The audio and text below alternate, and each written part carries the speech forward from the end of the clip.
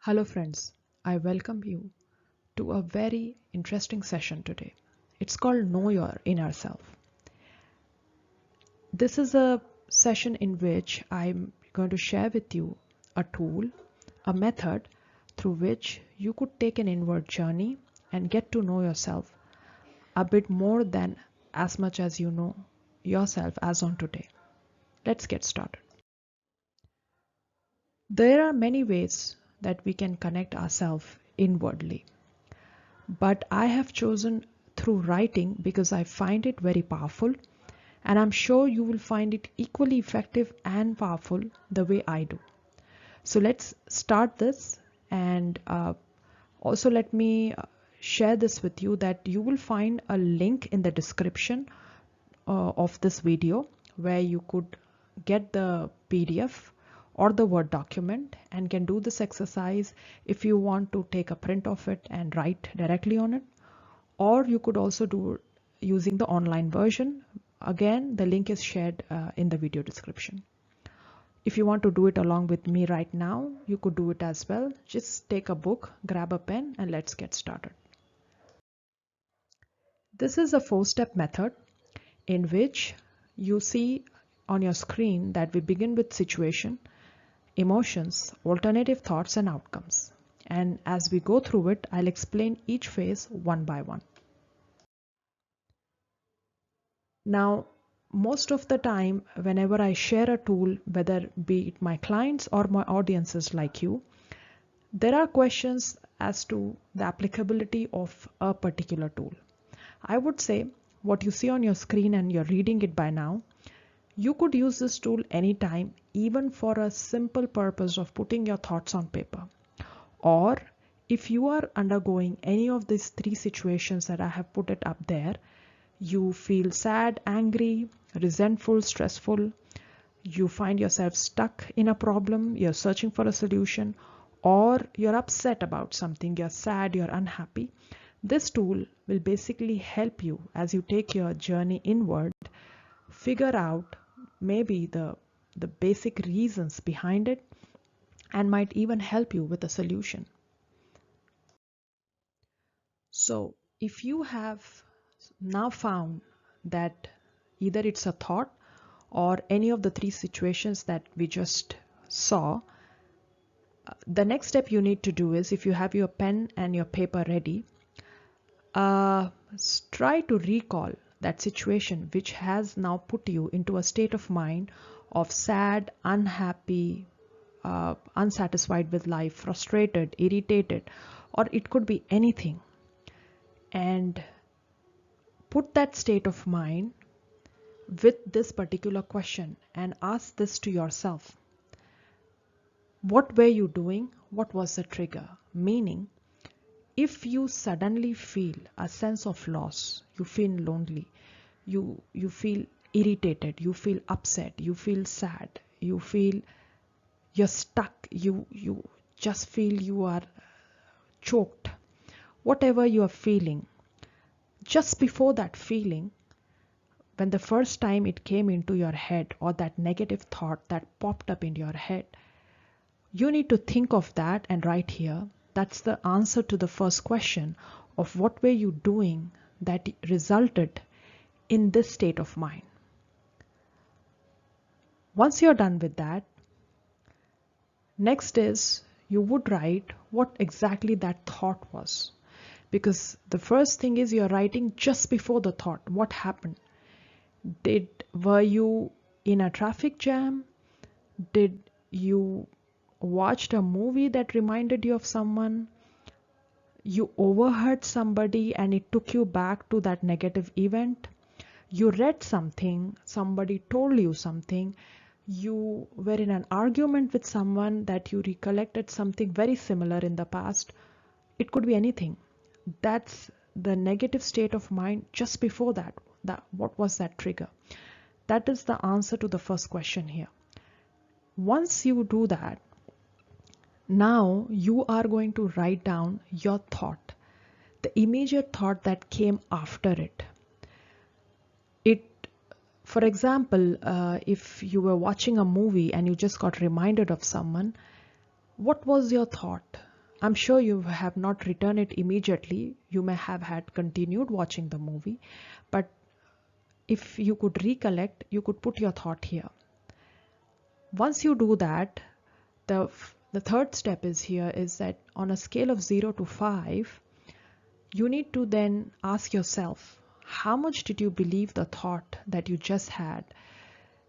And you can give yourself any score, 0 being low and 5 being high.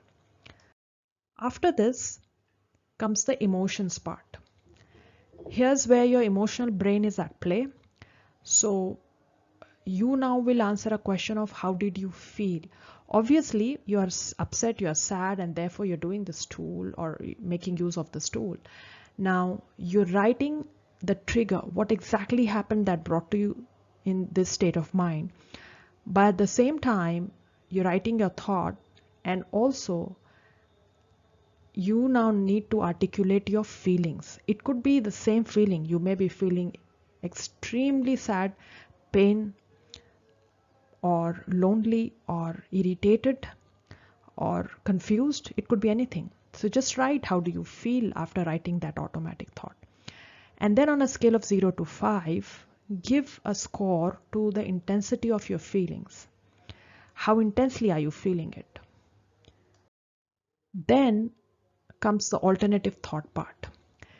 This is the most interesting part, friends, because so far we've been just making sure we put our thoughts on paper, and our emotional mind, which is already hijacked with the situations outside us, we are writing that.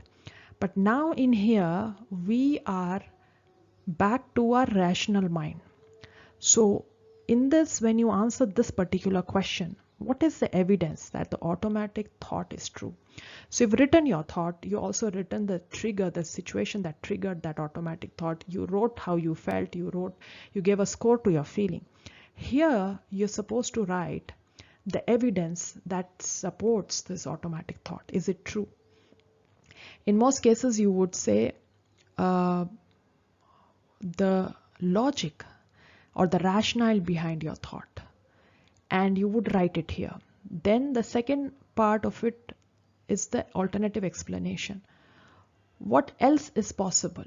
The alternative explanation is you are trying to further take a rational look on your automatic thought. So here you are giving an alternative explanation to already a thought that you've put down on paper. Finally, you give it a score again. How much do you believe the original thought to be now? After that, again, you relook at your feelings. How do you feel now? Because now, since you've brought your rational mind to play, you wrote the evidence, you wrote the alternative explanation. Now you write your score again. Now you write your feeling again, and now you write what you need to do now. So now I'll explain you this with an example that you will find in here. So what you see on your screen are the same questions, the same situations where, and I chose out of these three, the first one, the option A, and you would also see the written and answers to it. This is a situation I made up to give you an example and to help you understand this tool in a way which could give you references. So using this example, you could do this for yourself.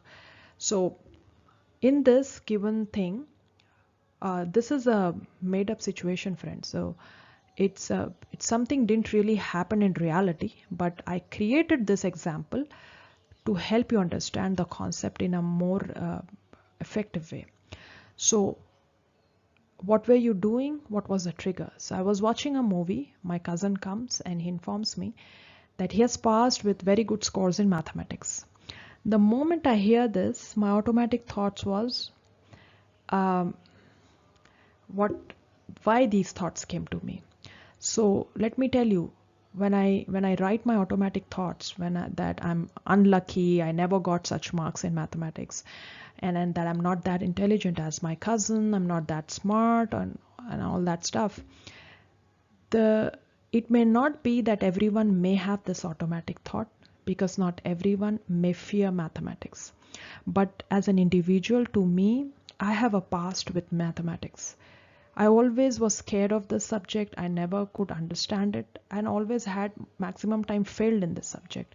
So anything that now when my cousin came and informed me, since it is related to my own past, to my own emotions that I have not processed them properly, I come up with these automatic thoughts which are mostly negative in nature. And as a result of it, I start to compare, get into stress, and start to get into a self-pity mode. And on a scale of 0 to 5, how much I believe this automatic thought that I'm unlucky, I never got good scores in mathematics, and I'm not intelligent, I gave myself a 5 because in that given situation, I completely believed. But moving ahead, how did I feel? That time when he came and told me, I was irritated, I cried a bit because it reminded me of my past failures with this particular subject, and I was not at all happy with my cousin's success. Again, on a scale of 0 to 5, how intense were my feelings? They were 5, very intense. I was completely kind of taken away by somebody scoring a good score in the subject of mathematics. But towards the end, when my rational mind came into play, what is the evidence of that automatic thought that it is true? When I really took a pause and sat down and thought to myself, I understood that actually there was no evidence, which goes on to prove that if he scores a high marks and he gets a good score, does not really mean that I am not intelligent or that success do not belong to me or that I'm unlucky. It no way has any evidence. And when this question I ask myself, is there an alternative explanation to it? I realize that if I think rationally, I have seen my cousin over many years working real hard on this particular subject. Not just that he's interested in it, but also that he has worked hard on it. And if I look at my case of the past 10 years, I was never interested in it. To me, I in fact never worked also on it. I never, except that I just clear it, I have no other intention to do with it. So I was just happy with my average marks, and maybe I was even happy that if I have not passed this subject. So here I found my alternative explanation. Then again, now with the evidence and alternative explanation, now when I go back and score myself, how much I really believe my original automatic thought. And you see, friends, on the screen, I have highlighted this in a different font color, that I'm unlucky, I never got the score and all that stuff that I've written in here. I now do not believe in it at all. My score is 0. And how do I feel? I feel a bit stupid. I feel I'm unnecessarily comparing myself, unnecessarily getting into stress, while there is no such need of it. Because in my space, in my life, in my areas and my favorite subjects, I have scored real good numbers. I have always been successful in what I did. So I don't really have to get so bothered about somebody scoring a good in mathematics, a subject that I was never good at and failed many a times. Now, what can I do about it? The first thing is that I congratulated my cousin. And the second most important thing I did here was to let go of the stupid thought of what I just wrote, the original automatic thought that I'm unlucky, not intelligent, and all that. And then I thank God for the gifts I have, the talents I have, and I stop wasting my time comparing myself to others. So this is an example, friends, which you could also do using these simple questions. The underlying message in this tool is, if we look for evidence and an alternative explanation to most of the negative thoughts that keep us stuck, unhappy, we will find that most of it is the suffering of our own making, and that in reality there's no such thing called pain or sadness or suffering. So do this anytime you find yourself any thoughts troubling you or negative thoughts kind of hijacking your emotional mind. Let your rational mind come to your rescue. Besides this, if you want take more help on regulating your thoughts, you worry a lot, or any other thing, these are my coordinates. You can reach out to me anytime, at your service. Thank you so much.